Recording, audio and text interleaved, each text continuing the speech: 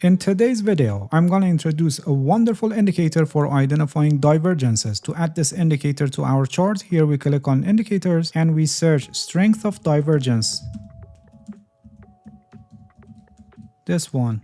Strength of divergence across multiple indicators, which is an editor specs indicator, and it's written by someone named Reyes, if I'm pronouncing the name correctly. Alright, this is the indicator, and as the name indicates, it shows us divergences that happen across multiple indicators. As you probably familiar with divergence, it's a signal that shows changing in momentum, so it gives possibility of reversal. There are some indicators that are good choices for identifying reversals, such as RSI, MACD, stochastic oscillator, OBV, among others. For example, let me add RSI to our chart. This one, to show you what a divergence is. For example, here in this part of the chart, you can see that the price is making higher high, but RSI is making lower high. And this is a divergence, a bearish divergence. It shows that the upside momentum is weakening and the downside momentum is gaining strength. This can cause just pausing of the trend and having flat market before proceeding in either direction, like what happened here. As you can see, we had a flat market and then a reversal happened. Or in other cases, an instant reversal can happen after a divergence. Please pay attention that we can also have a divergence but without any changing in the direction of the market, which I'll explain later in this video that how divergences should be used in practice. This was an example of bearish divergence, and on the other hand, when the price is making lower high but the indicator doesn't follow accordingly, it's a bullish divergence and it shows that the downside momentum is losing strength, and on the other hand, the upside momentum is gaining strength. The same concept is applied to other indicators, and now by the help of this indicator we are able to know what indicators show divergence, and also it provides a measure on the strength of the divergences. As you can see, we have some labels that show where a divergence happened. The green labels show bullish divergence and the red labels show bearish divergence. They also have a number that represents the overall divergence strength and also how many indicators are showing divergences. For example, here 7 indicators are showing divergence with the strength of 5.37. If we hover on the labels, it shows a list of what indicators are showing divergence and the individual divergence strength value. For example, here you can see that RSI, OBV, MACD, stochastic, CCI, MFI, and awesome oscillator are showing divergence, and in front of each of them the strength of the divergence is also shown. The total divergence strength is the sum of the strength of individual indicators that are showing divergence, and the strength is calculated based on the magnitude of the price change and also magnitude of indicator change when divergence is happening. Besides these larger labels that you see, we also have these smaller labels that show weak to moderate divergences, and when we hover on them, they show us the total strength and list of indicators that are showing divergence with their strength which is in front of them. Now you may wonder how this indicator identifies divergences. It's actually based on the pivot points that is happening on the chart, and by default it uses these amounts for identifying pivot points and checking for possible divergences, and also all of the components of this indicator are weighted, and you can modify the weighting here in the settings. For example, for magnitude of price change and for magnitude of indicator change, and also for each indicator you can see that a weight is assigned for them. For example, here RSI has the highest weight among others. The default setting works pretty well, but you can adjust the weight based on your trading strategy so it will better match your whole analytical process. For example, you may give more weight to OBV if your trading strategy is more focused on volume changes. Please pay attention that hidden divergences are also considered by default, which you can uncheck them from here, or you can also give them a lower weight which by default has the same weight as regular divergences. Alright,